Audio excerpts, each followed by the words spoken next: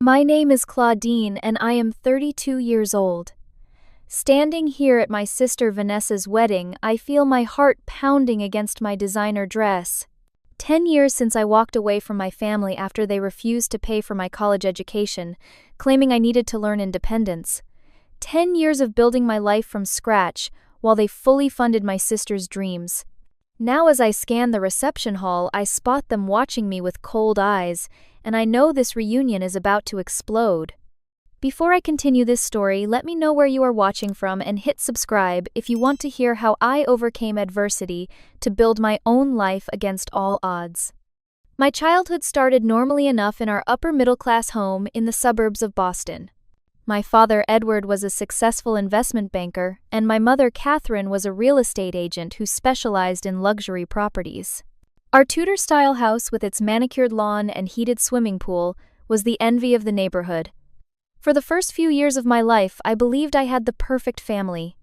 I was an early reader, speaking in full sentences by age 2 and reading chapter books by kindergarten. My parents seemed proud, displaying my academic certificates on the refrigerator and bragging about my accomplishments to their friends at dinner parties.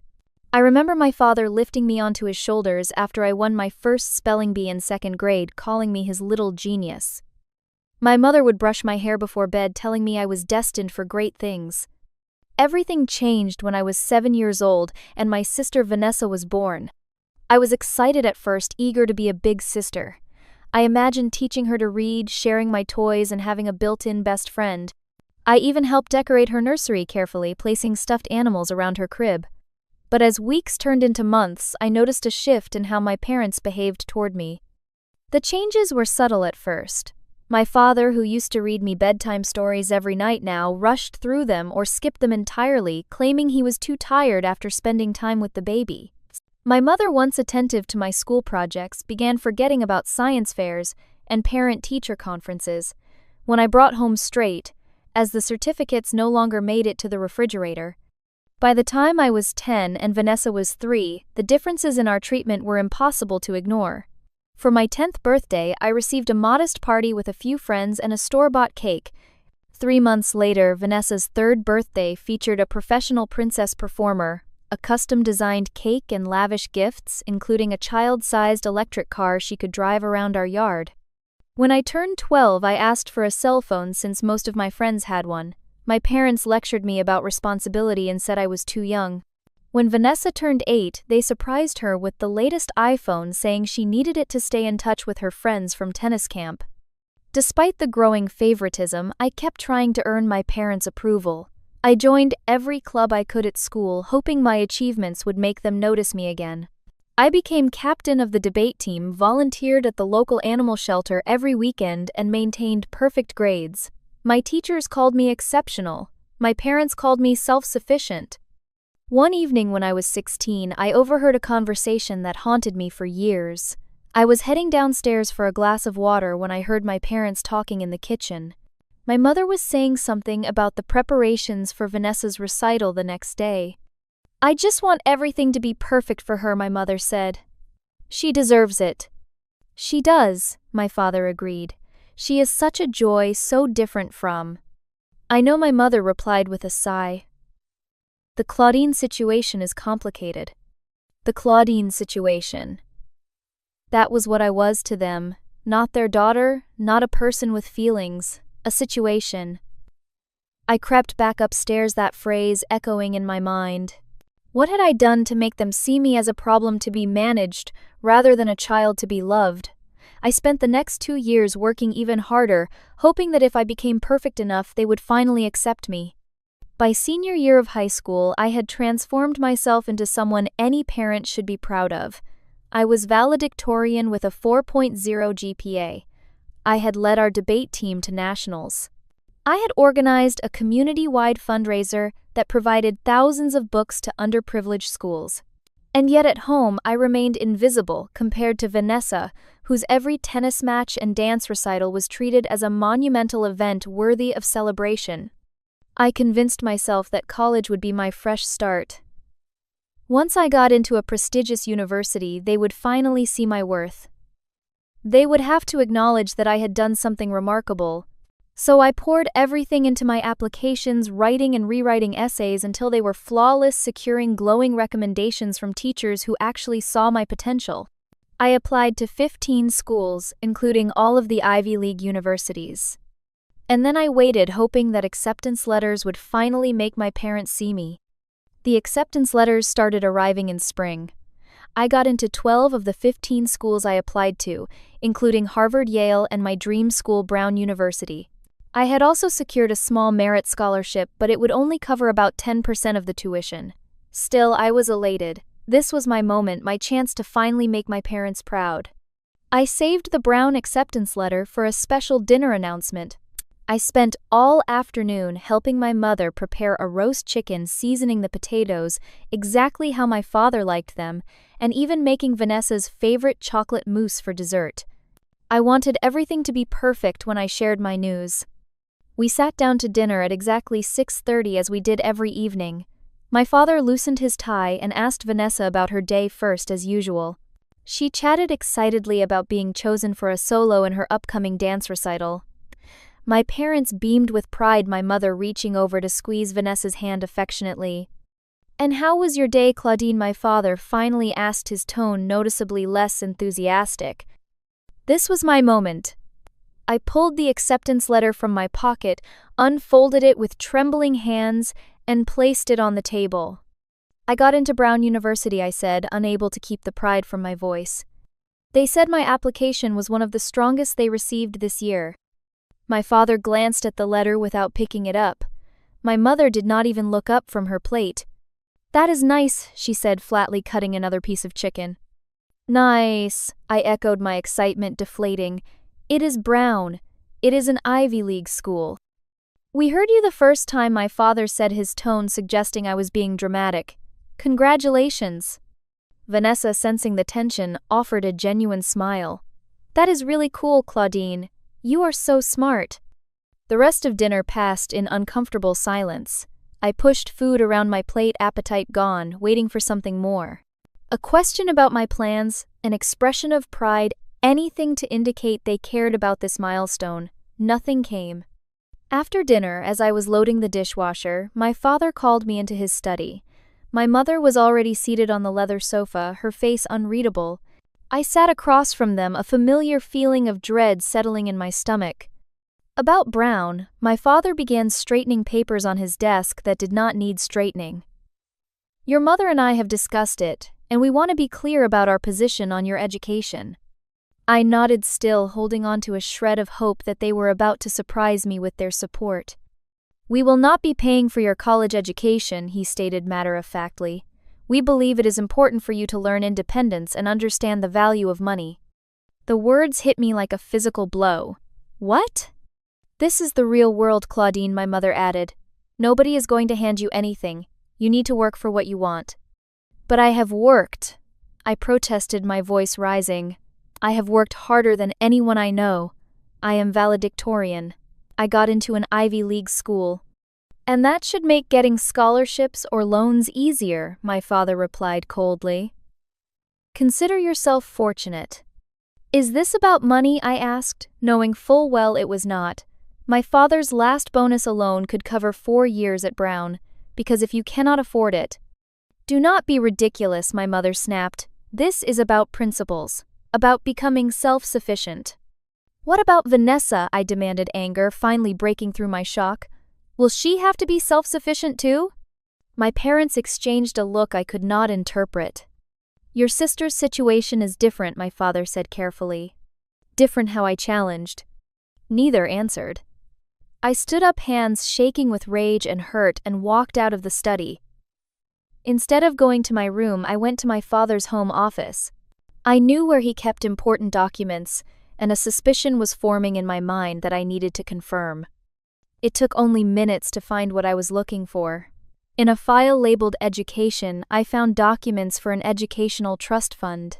A large one set up for Vanessa when she was born, with over $300,000 already accumulated. Enough to send her to any university she chose, with money left over for graduate school if she wanted. I confronted my parents in the living room where they had retreated after our discussion. I slapped the papers down on the coffee table.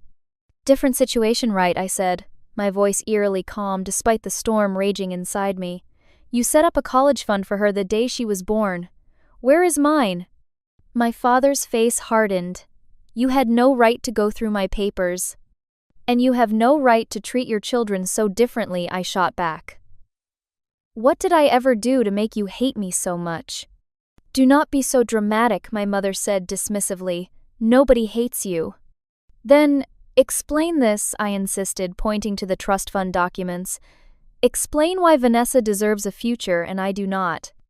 My father stood up, towering over me. Life is not fair, Claudine. The sooner you accept that and start taking care of yourself, the better off you will be. That is not an explanation, I said, tears starting to spill despite my efforts to remain composed. I deserve to know why. My mother would not meet my eyes. My father simply walked away, muttering something about having work to do. I was left standing there, the proof of their favoritism on the table between us, with no answers, and a future suddenly thrown into uncertainty. I spent that night crying into my pillow, muffling the sounds so Vanessa would not hear from her room across the hall. How could they do this to me? What had I done wrong? Was I not smart enough, talented enough, good enough? The questions circled in my mind like vultures picking at the remains of my self-esteem. The next morning I woke up with swollen eyes and a determination to find answers. If I wanted to apply for additional scholarships and financial aid, I would need my birth certificate, social security card, and my parents' tax information. I waited until everyone had left the house, my father to work, my mother to show houses, and Vanessa to her dance class. In my parents' bedroom, I found my birth certificate in a fireproof box where they kept important documents. As I pulled it out, I noticed something I had never paid attention to before. Under father's name was Edward Harrison, as expected. But under mother's name was not Catherine Harrison. Instead, it listed someone named Elaine Weber. I sat on the edge of my parents' bed, staring at the document, trying to process what this meant. I was not Catherine's biological daughter. I was not Vanessa's full sister. All those years of feeling like an outsider in my own family suddenly made a terrible kind of sense. I was still sitting there when my mother returned home early, having canceled a showing. She froze in the doorway when she saw me with the birth certificate in my hands. "What are you doing in here?" she demanded. I looked up at her, this woman who had raised me but had always kept me at arm's length. "Who is Elaine Weber?" The color drained from her face. She walked stiffly to the bed and sat down beside me, though not close enough to touch. "We were going to tell you when you were older," she said quietly. "I am 18, I pointed out. "How much older did I need to be?" She sighed, smoothing invisible wrinkles from her skirt. "Your father was married briefly before he met me. It did not work out. When they divorced, she told him she was pregnant. You were born 8 months after their divorce was finalized. And what happened to her? To my real mother?" Catherine flinched at the phrase real mother but continued. "She died when you were 2. Car accident. There was no one else to take you, so you came to live with us. We had just gotten married. So, I was what? An obligation. A burden you never wanted. We did what was right," she said defensively. "We gave you a home and education opportunities many children never have." "But not love," I said softly. "You never gave me that." "I tried," she said, but her tone lacked conviction. "But it was difficult. Every time I looked at you, I saw the woman my husband loved before me. I saw the proof that I was not his first choice." Her honesty, however, cruel, was almost a relief after years of confusion. "And now you want me gone," I concluded. I did not say that she protested weakly. "You did not have to. Refusing to help with college makes it pretty clear." She stood up, straightening her posture as if preparing to end an unpleasant business meeting. "Your father and I have already discussed this. Our decision is final. You should be grateful for everything we have done for you thus far." "Grateful," I repeated incredulously, "for treating me like an unwanted houseguest for 16 years. "That is enough, Claudine," she snapped. "I have been more than patient with your attitude." We were interrupted by the sound of the front door opening.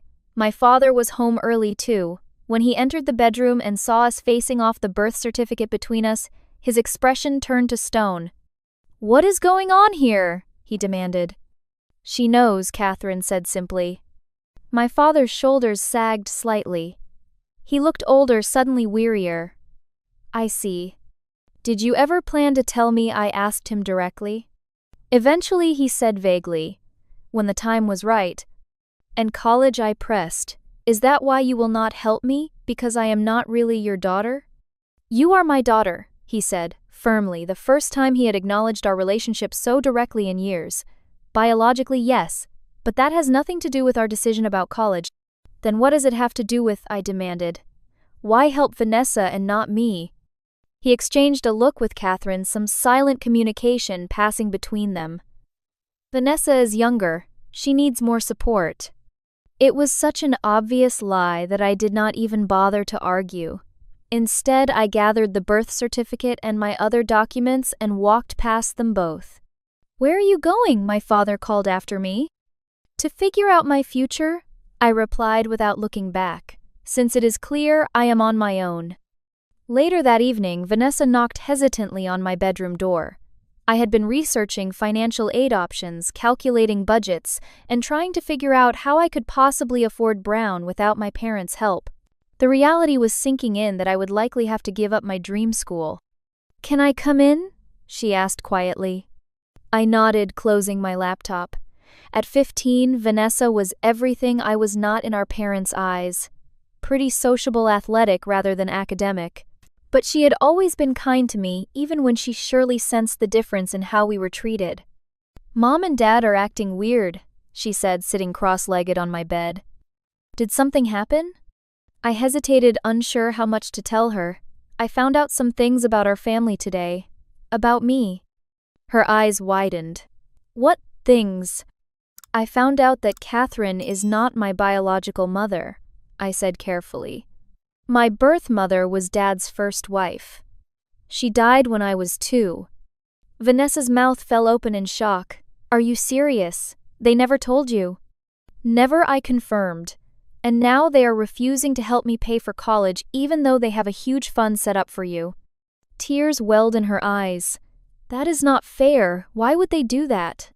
Because I was never really part of this family, I said, the truth of it settling heavily on my shoulders.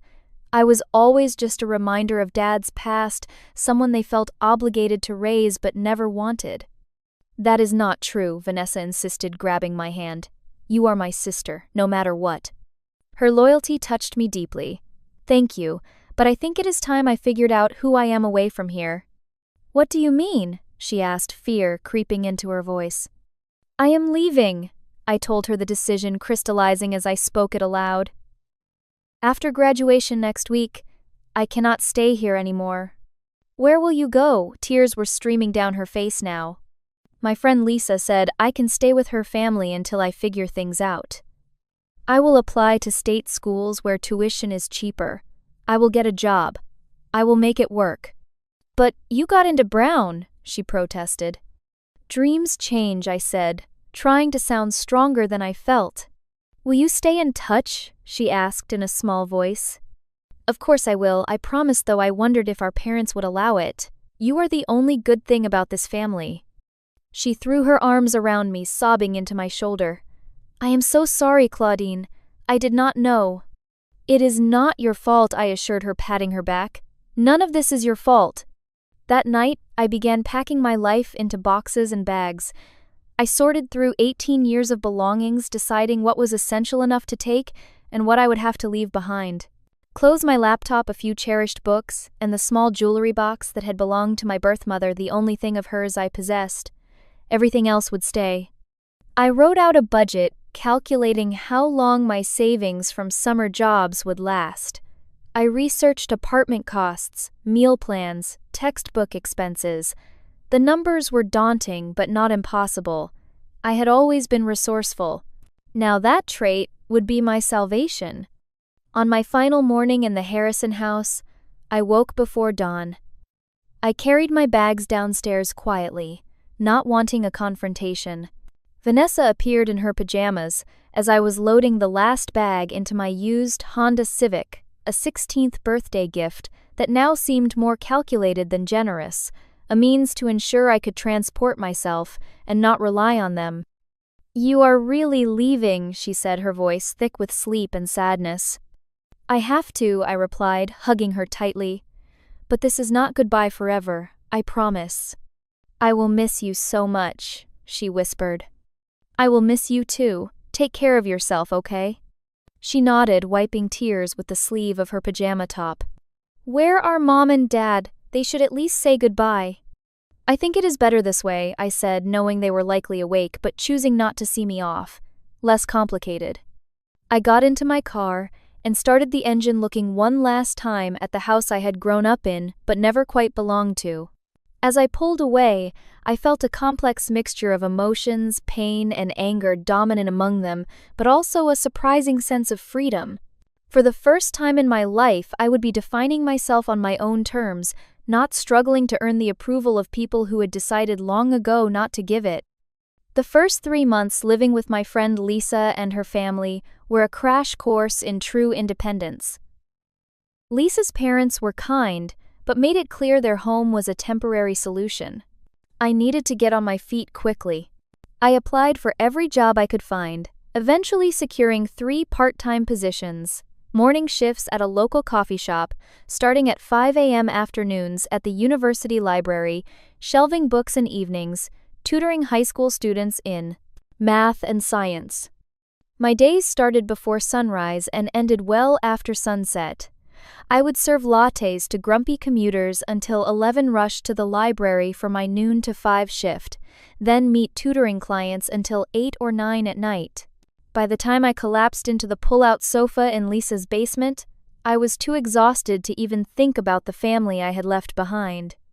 Brown University was officially out of reach.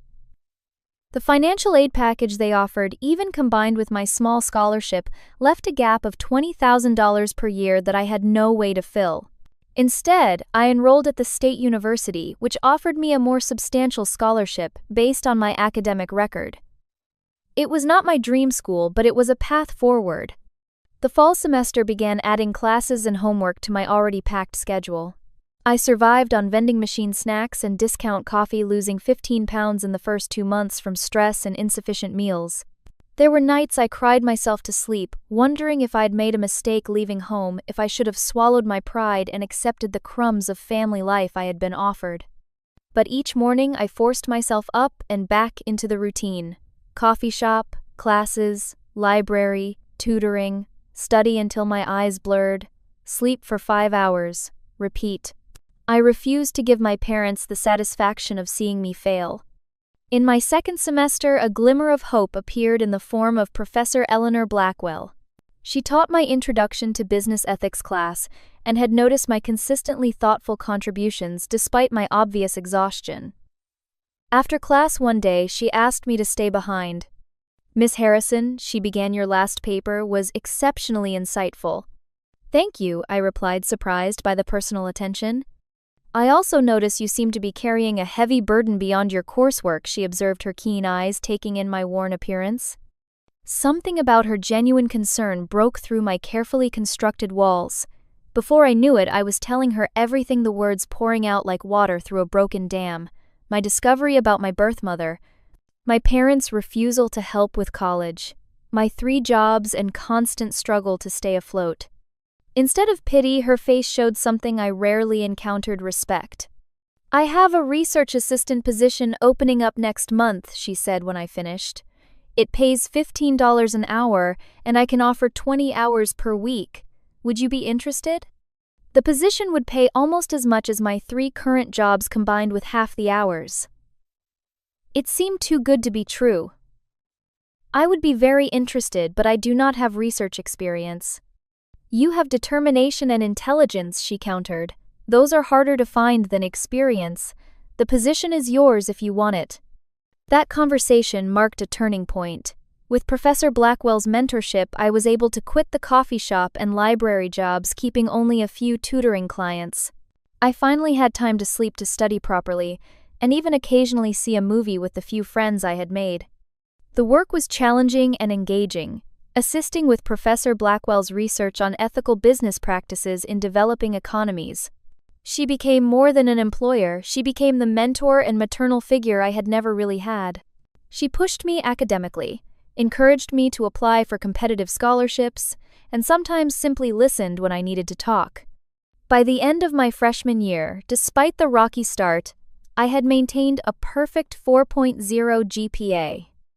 I was invited to join the university's honors program, which came with a small additional scholarship. Things were looking up. Summer brought new challenges. With classes out of session, the research position hours were reduced. I found a job waiting tables at an upscale restaurant where the tips were good enough to help me save for my own apartment. I was determined not to impose on Lisa's family for another year. It was during this time that I received my first letter from Vanessa. She had been writing to me regularly using Lisa's address, but our parents had been intercepting her mail. This time she had a friend post the letter from a different neighborhood. "Dear Claudine," she wrote, "I miss you so much. Home is not the same without you. Mom and Dad do not talk about you, but I know they read the articles about you in the school paper that I leave around the house. I am starting to look at colleges myself. Dad already took me on tours of Princeton and Columbia. I feel guilty knowing they are planning to pay for everything for me when they refuse to help you. Is it awful that part of me wishes I could just give you the money from my college fund? Anyway, I am doing well in school. I made varsity tennis, and I am taking some advanced placement classes next year. I hope you are okay and that college is going well. I love you. Your sister always, Vanessa." The letter left me with mixed feelings. I was happy Vanessa was doing well, but the reminder of my parents' continued favoritism stung. Still, I wrote back immediately giving her my new email address, which would be harder for our parents to monitor than physical mail. As my sophomore year began, I had moved into a tiny studio apartment that was little more than a converted garage, but it was mine. I had a stable job with Professor Blackwell, whose research was gaining national attention. I had made friends with a group of students who, like me, were putting themselves through school without family support. We formed a kind of chosen family, helping each other with everything from homework to emotional crises. Most importantly, I had won a prestigious academic scholarship that would cover most of my remaining tuition for the next 3 years. For the first time since leaving home, I felt like I could breathe, like the constant tightness in my chest had loosened just a bit. I was not just surviving anymore, I was starting to build something. I graduated summa cum laude with a double major in business administration and computer science. Professor Blackwell, now a dear friend and mentor, had encouraged me to apply to MBA programs, insisting that my unique perspective and resilience would be valued by top schools. With her recommendation and my impressive undergraduate record, I was accepted to several prestigious programs, including Wharton, where I received a full scholarship. During my MBA program, I focused on educational technology, seeing an opportunity to create tools that would make quality education more accessible to students regardless of their financial circumstances. My thesis project was an adaptive learning platform that customized content based on individual learning styles and progress. It was at a business plan competition where I first met Noah Sanders, a brilliant software engineer with a passion for education reform. He saw the potential in my platform immediately and approached me after my presentation. "Your idea could change how we think about online education," he said enthusiastically. "I have been working on some machine learning algorithms that would pair perfectly with your adaptive model." We stayed up all night in the university common room sketching out improvements to my platform, adding Noah's innovations. By morning, we had the foundation of what would become EduAccess, our educational technology startup. After graduation, Noah and I pooled our savings, about $15,000 between us, and launched the company from my small apartment. We lived on ramen noodles and coffee, pouring every cent into developing our platform.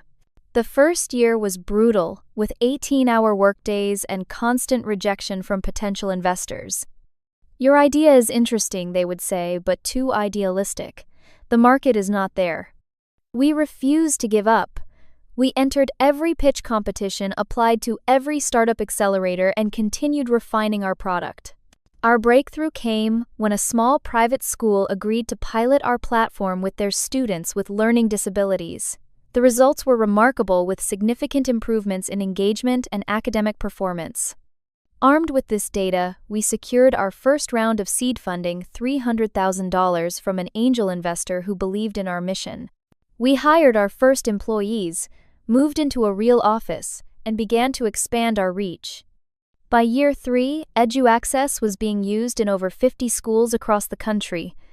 We raised a Series A funding round of $2 million, allowing us to develop versions of our platform for different educational levels and subjects. Noah handled the technical side while I managed business development and strategy. 5 years after leaving my parents' home, I was the CEO of a rapidly growing company, valued at over $15 million. We had 60 employees, offices in Boston and San Francisco, and our platform was helping thousands of students access personalized education. My personal life had stabilized as well. I owned a beautiful apartment in downtown Boston, had a small but loyal circle of friends, and had even started dating occasionally, though my work schedule made maintaining relationships challenging. Still, I had built a life I was proud of, one that was entirely my own creation. The only empty space was family.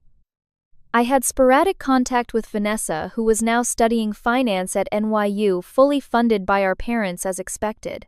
Our communications were warm but cautious, always shadowed by the knowledge that maintaining a relationship with me might jeopardize her standing with our parents. So I was completely surprised when, after nearly a year of silence, I received an email from Vanessa with the subject line "Important News" and a request. "Dear Claudine," it began, "I hope this email finds you well. I have been following your success with EduAccess in the news, and I cannot express how proud I am of what you have accomplished. I have some news of my own to share. I am getting married this summer. His name is Julian Mercer, and he is wonderful, kind, brilliant, and makes me happier than I ever thought possible. He works in venture capital, focusing on educational and healthcare innovations. I am writing because, despite everything that has happened, I cannot imagine my wedding day without my sister there. Mom and Dad know I am inviting you, and while they are not thrilled, they have agreed not to make a scene. They are older now. Dad had a health scare last year that seems to have softened him somewhat. Maybe this could be a chance for healing, or at least civil coexistence. Please consider coming. The wedding will be at the Rosewood Resort in Newport on July 15th. I have attached an official invitation. You can bring a guest if you would like. All I ask is that you think about it. I miss you, and having you there would mean the world to me. Love always, Vanessa." My first instinct was to decline immediately. The thought of seeing my parents again, of subjecting myself to their cold stares and judgment, made my stomach clench. But Vanessa had always been innocent in our family drama. She had been a child when I left, powerless to change anything. Could I really refuse her this request? I read the email again, noting the mention of Julian's work in venture capital focused on education. It was a small world in that industry, and I wondered if our paths had crossed professionally without my knowing. The name Mercer sounded vaguely familiar. For days I wrestled with the decision. I discussed it with Noah, with Professor Blackwell, even with my therapist, whom I had been seeing for the past few years to work through my family trauma. They all said variations of the same thing. This was my decision alone, based on what I felt strong enough to handle. In the end, it was a photo attached to Vanessa's follow-up email that decided me. It showed her and Julian arms around each other, beaming with happiness. She looked so much like the little sister I remembered, yet grown into a confident young woman. I could not bear to disappoint her. I replied, "Dear Vanessa, thank you for the invitation. I would be honored to attend your wedding. While I cannot pretend the prospect of seeing Mom and Dad does not fill me with anxiety, my love for you outweighs those concerns. I look forward to meeting Julian and celebrating your happiness.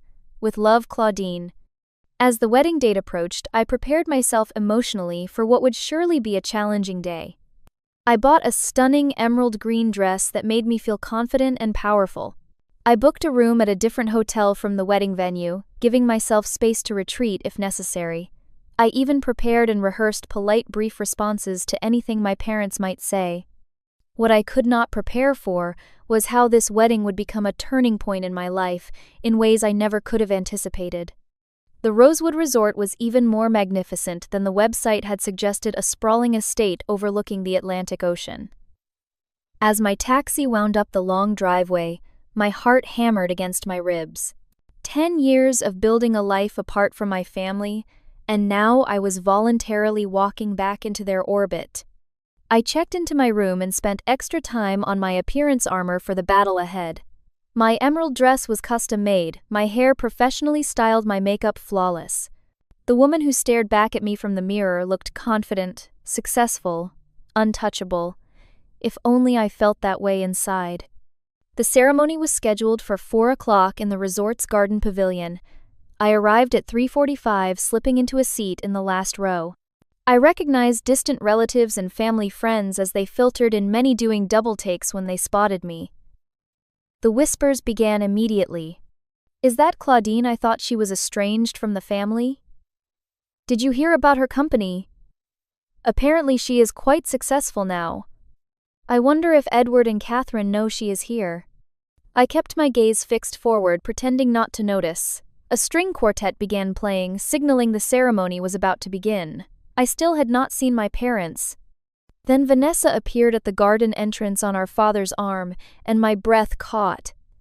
She was radiant in a classic white gown, her face glowing with happiness. For a moment, I forgot all the family drama and simply felt proud of the woman my little sister had become. My father looked older than I remembered, his hair now completely gray, lines etched deeply around his eyes. As they passed my row, his gaze flickered over the guests and froze when he saw me. A complicated emotion crossed his face too quickly to decipher before he turned back to the aisle. The ceremony was brief and beautiful. Julian, a tall man with kind eyes and an easy smile, looked at Vanessa as if she were the center of the universe. Their vows were personal and moving. Despite my anxiety, I found myself tearing up at their obvious love for each other. As the newlyweds recessed down the aisle, Vanessa spotted me and her face lit up even more. She squeezed Julian's hand and whispered something to him.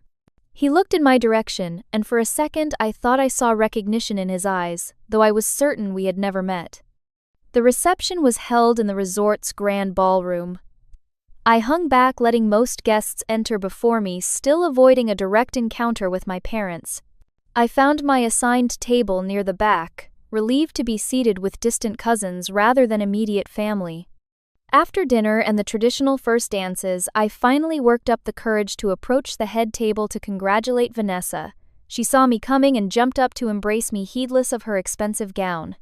"You came," she whispered fiercely in my ear. "I cannot believe you really came." "I would not miss it," I replied, holding her tightly. "You look beautiful and Julian seems wonderful." She beamed.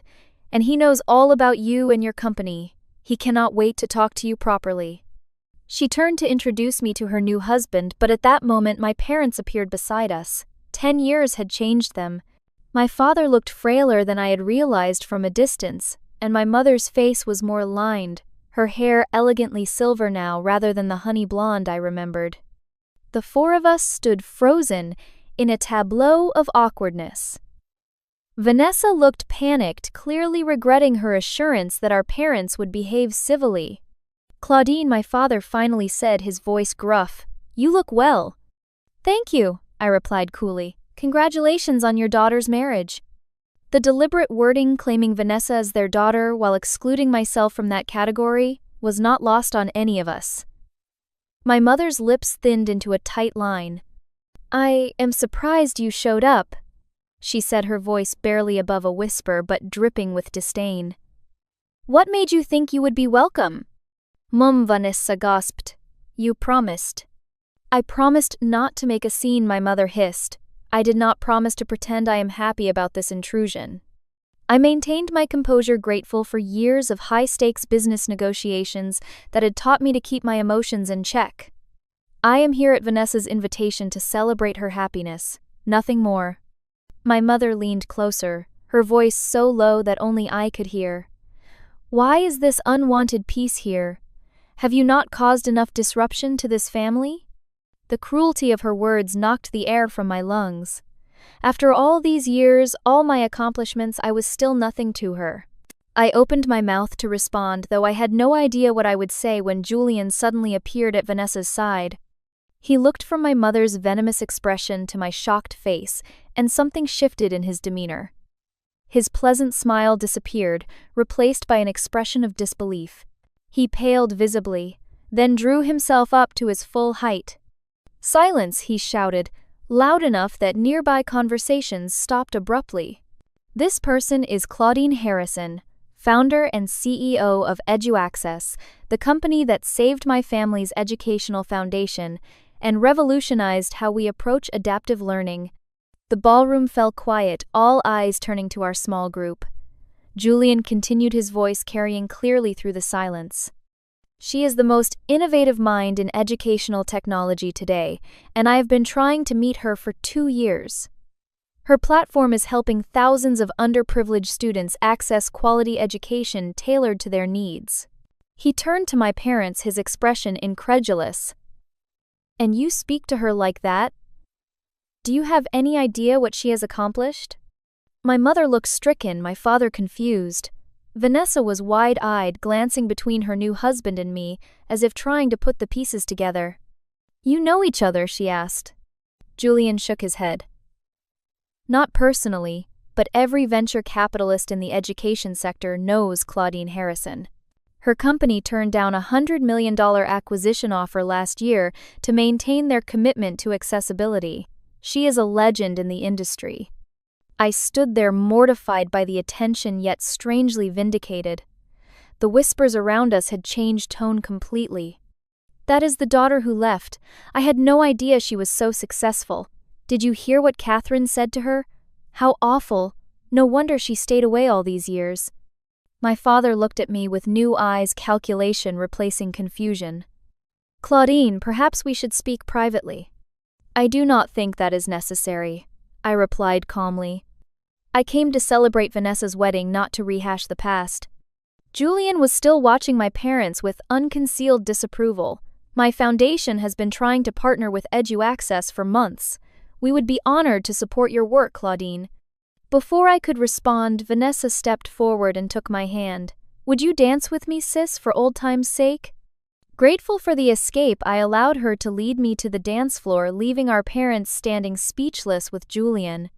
"I am so sorry," Vanessa whispered as we began to sway to the music. "I had no idea they would behave that way, and I had no idea you and Julian had a professional connection." "I did not know either," I admitted. "We have never actually met, though. Apparently he knows of my company." "He more than knows of it," she said, glancing back at her husband, who was now engaged in what appeared to be a tense conversation with our parents. "He talks about EduAccess all the time. His family foundation focuses on educational equity. This is such a crazy coincidence." Or perhaps not coincidence at all, I thought. The universe had a strange way of bringing things full circle. As the evening progressed, I found myself surrounded by guests eager to hear about my company and achievements. Word had spread quickly after Julian's outburst. People who had ignored me earlier now clamored for my attention.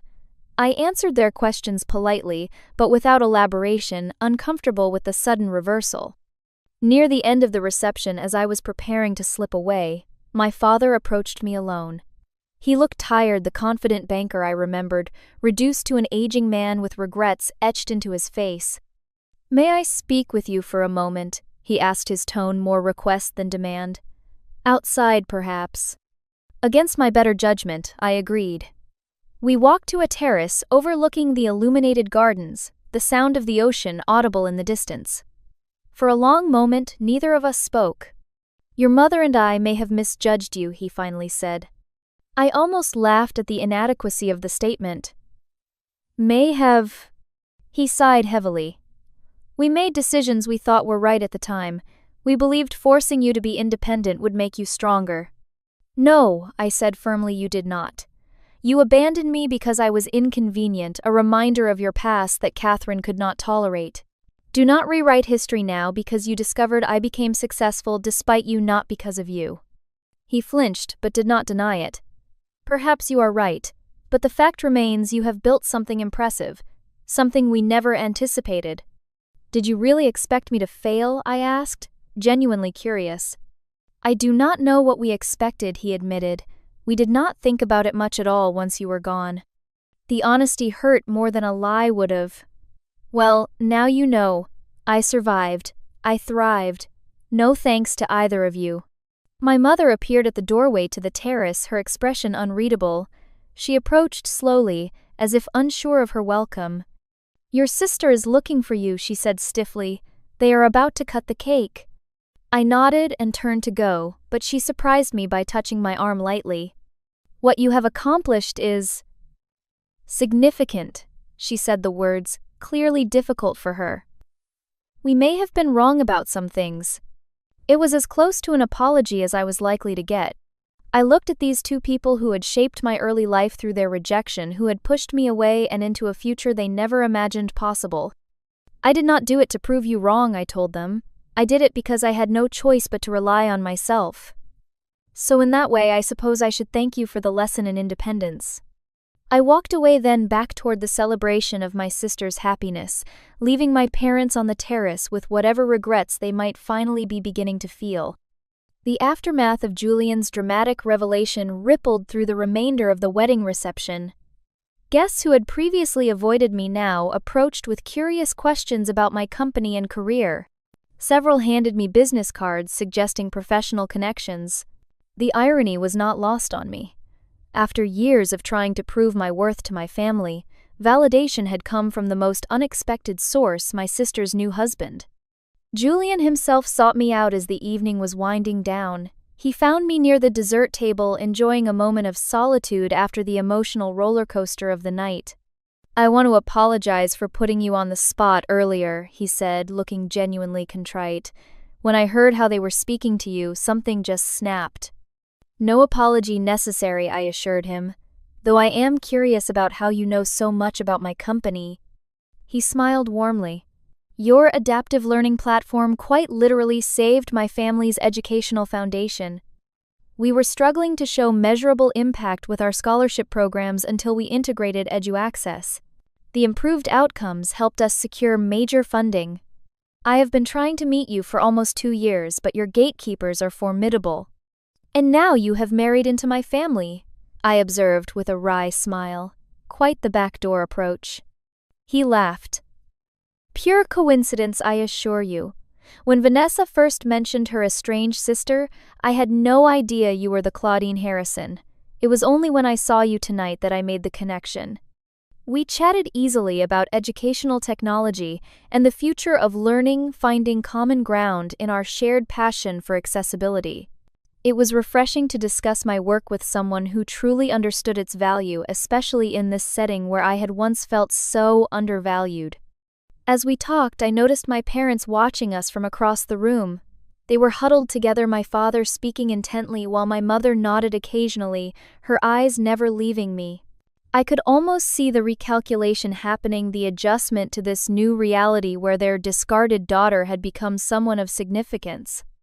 Vanessa joined us radiant in her happiness, and for a brief moment it felt like family should feel warm and supportive. She squeezed my hand. Julian has been raving about your company since before we met. It is so weird that my brilliant big sister and my tech-obsessed husband are in the same industry. The universe works in mysterious ways, I replied, surprising myself with the lack of bitterness in my voice. As the reception ended and guests began to depart, I prepared to make my own exit. I had survived the encounter with my parents, celebrated my sister's happiness, and even made a potentially valuable business connection. It was more than I had dared hope for when I accepted the invitation. I was waiting for the valet to bring my rental car when my parents approached. They looked uncertain, a state I had rarely seen them in during my childhood. We thought you might be leaving my father, said unnecessarily. I nodded, keeping my expression neutral. I have an early flight tomorrow. Back to Boston, he asked. Yes, we have a product launch next week that requires my attention. An awkward silence fell. My mother smoothed her dress repeatedly, a nervous gesture I remembered from long ago. Your speech at the rehearsal dinner was lovely, I offered, trying to ease the tension for Vanessa's sake. She would be devastated if her wedding ended with another family rift. My mother looked surprised at the olive branch. Thank you. I worked on it for weeks. Another silence. My father cleared his throat. Claudine, what you have accomplished is impressive. You have clearly made something of yourself. The backhanded compliment made me bristle. I did what I had to do. What we did, he continued, looking uncomfortable, but determined, forcing you to be independent, it was harsh. But look at what you have created. In a way, we helped make you who you are today. I stared at him incredulously. After everything, he was trying to take credit for my success, to reframe their abandonment as some kind of tough love strategy. No, I said, firmly, keeping my voice low but intense. What I accomplished was despite you, not because of you. You did not make me stronger, you simply forced me to find strength elsewhere. There is a difference. My mother's eyes filled with tears, whether from shame or self-pity, I could not tell. We thought we were doing what was best at the time. Best for whom, I challenged. For me? Or for yourselves? Neither answered directly. Instead, my father shifted tactics. Perhaps we could meet for lunch before you leave town tomorrow. There are things we should discuss. I considered refusing, but something in their expressions gave me pause. They were older now, possibly wiser. And I was stronger, no longer the desperate teenager seeking their approval. 1 hour, I conceded. The restaurant in my hotel at 11. They nodded, looking relieved. My car arrived, and I left them standing there watching me drive away just as they had 10 years earlier, but under very different circumstances. The next morning's meeting was tense, but surprisingly productive. My father began with what seemed like a prepared statement. We want to acknowledge that we treated you unfairly, he said, his hands clasped tightly on the table. At the time, Catherine was struggling with having you in the house, a constant reminder of my previous marriage. I chose her comfort over your well-being, and that was wrong. My mother nodded, her usual poise absent. I was insecure and jealous of a relationship that ended before I even met your father. I took those feelings out on an innocent child. There is no excuse for that. Their admissions were more than I had ever expected to hear. For a moment, I did not know how to respond. What changed? I finally asked. Why admit this now after all these years? My father looked down at his hands. Last year I had a heart attack.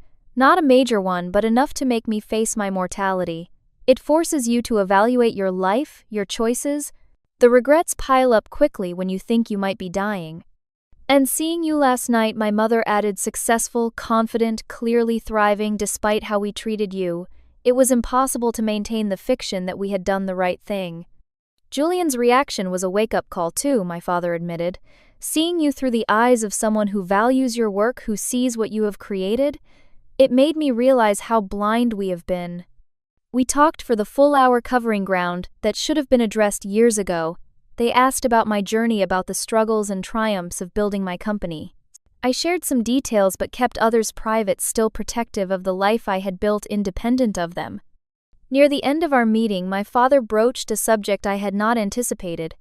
We would like to establish a relationship moving forward, he said carefully. Not to pretend the past did not happen, but to see if there might be a future. I studied them, both these people who had shaped my early life through their rejection, and who now, faced with their own mortality and the evidence of my success, wanted back into my world. I cannot promise forgiveness, I told them honestly. That may take time if it comes at all, but I am willing to try small steps, for Vanessa's sake if nothing else. It was a beginning, fragile and uncertain, but a beginning nonetheless. In the months that followed, we established a cautious reconnection. There were awkward phone calls, a tense Thanksgiving dinner, moments of progress and moments of retreat. My mother and I had a particularly difficult conversation about my birth mother Elaine, with Catherine finally acknowledging her long-standing resentment and guilt. I continued my therapy sessions, working through the complex emotions of this new chapter with my family. I maintained firm boundaries, refusing to let their re-entry into my life disrupt the stability I had worked so hard to build. There were times I questioned whether the effort was worth it, whether some relationships were simply too damaged to repair. A year after Vanessa's wedding, I attended my first Harrison family Christmas in 11 years. The old house looked much the same though, with signs of my parents aging, the decor less pristine, the maintenance less perfect. Vanessa and Julian were there now, expecting their first child. The evening was not without tension, but there were also moments of genuine connection. After dinner, my father took me into his study, the same room where he had delivered the devastating news about college funding all those years ago. But this time he handed me a small box. "This belonged to your mother," he said quietly. "Elaine, I should have given it to you long ago." Inside was a delicate silver locket containing a photo of a young woman with my eyes and smile holding an infant that must have been me. "She loved you very much," he said, his voice thick with emotion. "That is one thing I should have made sure you always knew." It was a gift I had needed my entire life, the knowledge that I had been loved truly and completely by at least one parent. As I flew back to Boston after the holidays, I reflected on the winding path my life had taken. The rejection that had nearly broken me had ultimately forced me to forge my own way, to discover strengths I might never have known otherwise. The company I had built was helping thousands of students overcome barriers to education, turning my personal pain into purpose. I would never be grateful for the way my parents had treated me, but I had found a measure of peace in understanding that their actions reflected their limitations, not my worth. And in building my own success, I had freed myself from the desperate need for their approval that had defined my early years.